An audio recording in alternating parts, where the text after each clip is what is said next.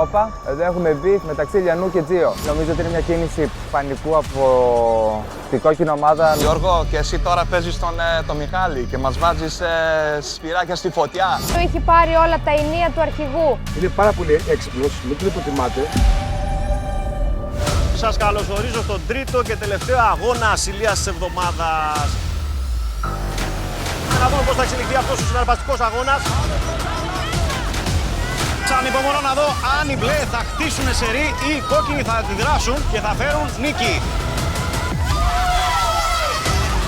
Όλα για όλα τώρα για αυτή την αναμέτρηση.